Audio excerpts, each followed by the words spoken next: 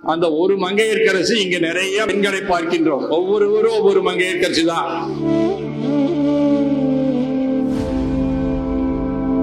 எல்லாரும் நாமும் நமக்கு தெரிஞ்சவங்க எல்லாத்தையும் கூப்பிட்டு வந்து ஒரு பெருந்திரளாக ஒவ்வொரு முறையும் கிரிவலம் நடக்கின்ற போது எல்லாரும் வந்து நாம கலந்துக்கணும்.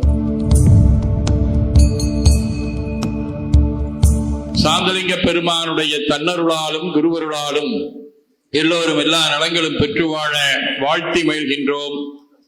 திண்டீச்சுரம் என்று போற்றக்கூடிய திண்டுக்கல் மாநகரிலே எல்லாம் வல்ல அருள்தரும் அன்னை அபிராமி உடனமர் பத்மகிரீஸ்வர பெருமானுடைய திருக்கோயில் இங்கே இருக்கக்கூடிய அந்த பத்மகிரி என்று சொல்லக்கூடிய தாமரை மலையினுடைய உச்சியிலே மீண்டும் வழிபாட்டுக்குரியதாக அமைய வேண்டும்.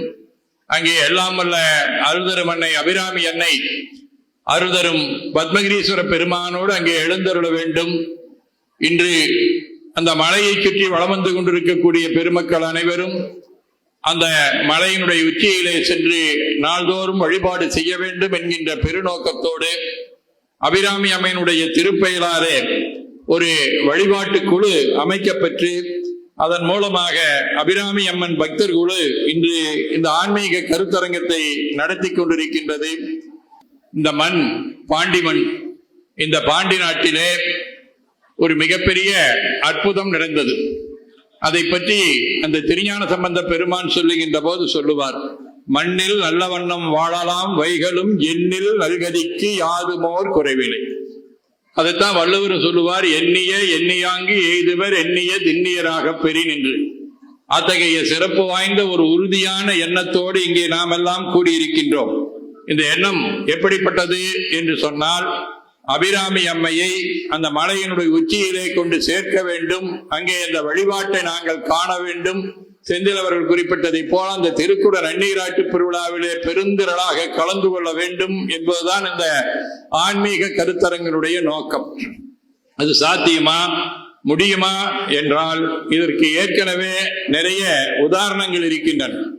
அதிலே நிறைய திருக்கோயில்கள் செஞ்சி கோட்டையில வழிபாடு செய்ய முடியாமல் இருந்தது, அங்கே வழிபாடு நடைபெற்றது. அதே போல இன்னொரு கோட்டை வேலூர் கோட்டை. வேலூர் கோட்டையிலே அங்கே ஜலகண்டேஸ்வர பெருமான், நம்மளது எப்படி பத்மகிரீஸ்வர பெருமான் இருக்கின்றாரோ அங்கே ஜலகண்டேஸ்வர பெருமான் இருக்கின்றார். அவர் அங்கே நீண்ட காலமாக கருவறைக்குள்ளே போக முடியாமல் எங்கேயோ இருந்தார். அது எங்கேயோ ஒரு மூலையில் இருந்ததை கண்டுபிடித்து கொண்டு வந்து நம்முடைய ஆதீனங்கள், பேரூர் ஆதீனம், சிறவை ஆதீனம், மயிலை சுந்தரம் சாமிகள் என்று சொல்லக்கூடிய ஆதீனங்கள் எல்லாம் இணைந்து அங்கே அந்த வழிபாட்டை அங்கே நிலைநாட்டினார்கள். அதே போல இப்பொழுது அந்த தொல்பொருள் துறையில இருக்கக்கூடிய அந்த திருக்கோயிலுடைய வழிபாடுகள் நடைபெற வேண்டும் என்பதற்கு பல உதாரணங்கள்.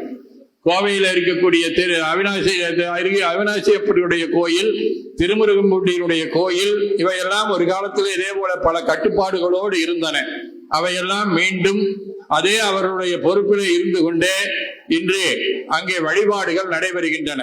அது போன்று இருக்கக்கூடிய ஒரு நிலைமை மீண்டும் இங்கே திண்டுக்கல் மலைக்கோட்டையின் உச்சியிலே அருள்தரும் அபிராமி அன்னை உடனமர் பத்மகிரீஸ்வர பெருமானுக்கும் நடத்தப்பட வேண்டும் என்பதுதான் இந்த கருத்தரங்கினுடைய பெரிய நோக்கம். அந்த நோக்கம் நிச்சயமாக நிறைவேறும். ஏனென்றால் இந்த மண் மகளிருடைய மண்ணாக இருப்பது. அந்த காலத்துல எல்லாம் வல்ல சிவபெருமானுடைய வாழ்க்கை துணையாக இருந்த உமையம்மையே இங்க வந்து அரசாட்சி செஞ்ச இடம். அங்கேயற்கண்ணியாக மீனாட்சி அம்மனாக மதுரையில அரசாட்சி செய்த இடம் இந்த பாண்டி நாடு. அதுக்கு அடுத்து மங்கையர்க்கரசியார். அந்த மங்கையர்க்கரசியாருடைய காலத்துல பார்த்தோம்னா இங்க நெத்தியில திண்ணீர் வைக்கிறவங்களுடைய எண்ணிக்கையே 2 பேர் தான் நெத்தியில திண்ணீர் வச்சிருந்தாங்க. பாக்கி எல்லாம் வேற நிலையில இருந்தார்கள். அதையெல்லாம் மாற்ற வேண்டும் என்பதற்காக ஒரு பெண் நினைத்தார். அவர் திருஞான சம்பந்தரை வரவைச்சார். தன்னுடைய கணவனாக இருக்கக்கூடிய கூன்பாண்டியனை நின்றசை நெடுமாறனாக மாற்றினார். இந்த பாண்டி மண்ணை சைவமும் தமிழும் தலைக்கக்கூடிய மண்ணாக மாற்றினார். அந்த ஒரு மங்கையர்க்கரசி இங்க நிறைய பெண்களை பார்க்கின்றோம். ஒவ்வொருவரும் ஒவ்வொரு மங்கையர்க்கரசி தான். நாம் அனைவரும் நினைத்தோம் என்று சொன்னால் நிச்சயமாக அபிராமி அம்மையை அங்க கொண்டு போய் சேர்க்க முடியும். அதற்கு நாம் என்ன செய்ய வேண்டும்? ஏற்கனவே நிறைய சாதித்திருக்கின்றோம். அந்த பெருந்தொற்று காலத்துல யாரோ ஒருவன் சொன்னான், அந்த கந்தசஷ்டி கவசம் இழிவாக இருக்கிறது என்று சொல்லி அப்பொழுது ஊரே திரண்டு, நாடே திரண்டு, உலகமே திரண்டு எல்லாரும் நம்ம இந்த கந்த சஷ்டி கவசத்தை படிச்சோம். அதன் மூலமாக ஒரு பெரிய எழுச்சி வந்தது. அதே மாதிரி சில நாட்களுக்கு முன்னதாக திருப்பரங்குன்றத்தில் இருக்கக்கூடிய முருகப்பெருமானுக்கு அங்கே இருக்கக்கூடிய அன்பர்கள் எல்லாம் தங்களுடைய அழைப்பை வணக்கத்தை செலுத்தக்கூடிய வகையிலே அங்கே ஒரு பெரிய மாற்றத்தை நாம் கொண்டு வந்து நிறுத்தினோம். சாயந்தரம் 5 மணி வரைக்கும் தடை உத்தரவு. எங்கேயும் ஒரு ஆளு கூட நம்ம கண்ணுக்கு தட்டுப்படவே இல்லை. 5:30 மணிக்கு கூட்டம். இது மாதிரி பல 100 மடங்கு மக்கள் எல்லா மூலைகளிலே இருந்தும் அலைகடல வந்தார்கள். அது போன்று இருக்கக்கூடிய வகையிலே நாம் அலைகடலாக திறந்து இங்கே அபிராமி அம்மனுடைய இந்த திருக்கோயில் திருக்குட நன்னீராட்டு பெருவிழாவையும் நடத்த வேண்டும் என்பதுதான் இந்த கருத்தரங்கினுடைய நோக்கமாக அமைந்திருக்கின்றது. இது போன்று இருக்கக்கூடிய கோயில்கள் பல இருக்கின்றன. நம்முடைய கோயில்கள் எல்லாம் எங்கேயோ இடிபாடுகளுக்குள்ளே இருக்கின்றன, யாரோ அவருடைய பிடியிலே இருக்கின்றன, அங்கே வழிபாடு ஆற்றப்படாமல் இருக்கின்றது. அவற்றை எல்லாம் மீட்டெடுக்க வேண்டும் என்கின்ற அடிப்படையிலே இந்த அபிராமி அம்மை பக்தர் குழுவை போன்று இருக்கக்கூடிய குழுக்கள் அங்கங்கே ஏற்பட வேண்டும். அதன் மூலமாக ஒரு வளத்தை பெற வேண்டும். அதற்கு நல்ல அருமையான ஏற்பாடை செய்திருக்கின்றார்கள். 2 ஏற்பாடு. நமக்கு எத்தனை வேலை இருந்தாலும் சரி, மாசம் ஆச்சுன்னா இங்க இருக்கக்கூடிய அந்த திருத்தண்டீஸ்வரம் என்று சொல்லக்கூடிய அந்த திருத்தண்டீஸ்வரத்தில் இருக்கக்கூடிய பத்மகிரீஸ்வரருடைய அந்த மலையிலே நடைபெறக்கூடிய கிரிவலத்திற்கு எல்லாரும் நாமும் நமக்கு தெரிஞ்சவங்க எல்லாத்தையும் கூப்பிட்டு வந்து ஒரு பெருந்திரளாக ஒவ்வொரு முறையும் கிரிவலம் நடக்கின்ற போது எல்லாரும் வந்து நாம கலந்துக்கணும். இது நாம அங்கே இருந்து இங்கே வருவது. நம்மளால வர முடியல அப்படின்னு சொன்னா இறைவன் என்ன செய்வாரு? இதே பாண்டிய மண்ணில் தான் மாணிக்கவாசகர் சொன்னார், இல்லங்கள் தோறும் எழுந்தருளி சிங்கமல பொற்பாதம் தந்தருளும் சேவகனைன்னு சொன்னார். இல்லங்கள் தோறும் அவருக்கு வருவதற்கு தயாரா இருக்கிறார். இங்க இருக்கக்கூடிய அபிராமி அம்மை உடனமர் பத்மகிரீஸ்வர பெருமான் உங்க ஊருக்கு வர்றதுக்கு தயாரா இருக்காரு. நீங்க ஒன்னும் பண்ண வேண்டியதில்லை, அவங்க கிட்ட சொன்னா போதும், உங்க ஊருக்கு எழுந்தருளை செய்வார்கள். அங்க இருக்கக்கூடிய மக்களுக்கெல்லாம் இது எதற்காக வந்திருக்கின்றது, நம்முடைய சமயத்தினுடைய சூழல் என்ன என்பதை பற்றி எல்லாம் அவர்களுக்கு விளக்கம் சொல்லுவார்கள், அவர்களை தெளிவுபடுத்துவார்கள்.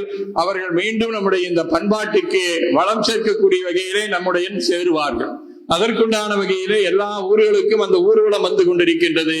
எந்தெந்த ஊருக்கெல்லாம் வரலையோ வராத இடங்களுக்கெல்லாம் நீங்கள் செந்தில்குமார் உள்ளிட்ட அன்பர்களை தொடர்பு கொண்டு அந்த அம்மையப்பரை அபிராமி அம்மையுடன் நம்ம பத்மகிரீஸ்வர பெருமானை அங்கே எழுந்தருளை செய்ய வேண்டும். அதுதான் நம்முடைய இன்றைய 2 பணிகளாக நாம் எடுத்துக்கொள்ள வேண்டும். அதை தொடர்ந்து செய்ய வேண்டும். அதை செய்வதன் மூலமாக இந்த மண்ணிலே ஒரு எழுச்சி வரும். இதை கண்டு பல ஊர்களிலே அந்த எழுச்சி வளர்வதற்கு ஒரு நல்ல வாய்ப்பாக இருக்கும். அத்தகைய வாய்ப்பினை நாம் உருவாக்க வேண்டும். நாம் எதிர்கொள்ளக்கூடியதாக இருக்கக்கூடிய பணிகள் அல்லது சவால்கள் நிறைய இருக்கின்றன. இந்த மண்ணினுடைய தன்னேரில்லாத கடவுளாக திகழக்கூடியவர் முருகப்பெருமான். அந்த முருகப்பெருமானுடைய அந்த புகழை நம்முடைய தமிழகம் மட்டும் உணர்ந்தால் போதாது, உலகெங்கும் இருக்கக்கூடிய மக்கள் அனைவரும் உணர வேண்டும் என்கின்ற அடிப்படையிலே மிகப்பெரிய அளவிலே ஜூன் மாதம் 22ஆம் தேதி என்று முருக பக்தர்களுடைய மாநாடு மதுரையிலே நடைபெறுகின்றது. எப்படி ஏற்கனவே திருப்பரங்குன்றத்திற்கு நாம் எல்லாம் ஒன்று கூடினோமோ அதுபோல அவர்கள் எதிர்பார்ப்பது 5 லட்சம். ஆனா ஒரு முகத்துக்கு 1 லட்சம் வச்சு ஒரு 6 லட்சத்துக்கு மேற்பட்டவர்களாவது நாம் அங்கே கூட வேண்டும். அதற்கு எல்லாரும் நாம் அயராது உழைக்க வேண்டும். 5 முகம் தோன்றில் 6 முகம் தோன்றும். அவர்கள் 5 லட்சம் என்று கணக்கு வைத்தால் நாம் 6 லட்சமாக அங்கே கூடி இருந்து அதை நல்ல முறையிலே செம்மைப்படுத்த வேண்டும். அத்தகைய நல்ல பணிகளை எல்லாம் கொண்டு சேர்க்கக்கூடிய வகையிலே இந்த கருத்தரங்கம் சிறப்பான முறையிலே நடைபெற்றிருக்கின்றது. இங்கே இருந்து வெளியிலே போகக்கூடிய ஒவ்வொருவரும் அந்த உறுதியோடு செல்ல வேண்டும். விரைவிலே எங்களுடைய அபிராமி அம்மையை அந்த மலையினுடைய உச்சியிலே இருக்கக்கூடிய திருக்கோயிலை எழுந்தருளை செய்வோம், வெற்றி பெறுவோம் என்று சொல்லக்கூடிய அளவிலே நாம் செல்ல வேண்டும். அப்படி செல்வதன் மூலமாக அபிராமி அம்மையினுடைய அருளாக நம்முடைய அபிராமி பட்டு சொல்லி இருக்கக்கூடிய அகிலமதில் நோயின்மை, கல்வி, தனம், தானியம், அழகு, புகழ், பெருமை, அறிவு, வழி, துணிவு, சந்தானம், வாழ்நாள், வெற்றி, ஆகு நல்லூர் நிகழ்ச்சி ஆகிய பேர்கள் அனைத்தும் நமக்கு கிடைக்கும், நம்முடைய குடும்பத்தாருக்கு கிடைக்கும், நம்முடைய ஊருக்கு கிடைக்கும், நம்முடைய மாவட்டத்துக்கு கிடைக்கும், இந்த மாநிலத்துக்கு கிடைக்கும், இந்த தேசத்துக்கு கிடைக்கும், இந்த உலகத்துக்கு கிடைக்கும். அத்தகைய அரிய பணியிலே ஈடுபட்டு வெற்றி காண எல்லாம் வல்ல இறைவன் துணை புரிய வேண்டும் என்று மனதார வாழ்த்தி நிறைவு செய்கின்றோம். போற்றியோம் நம சிவாய.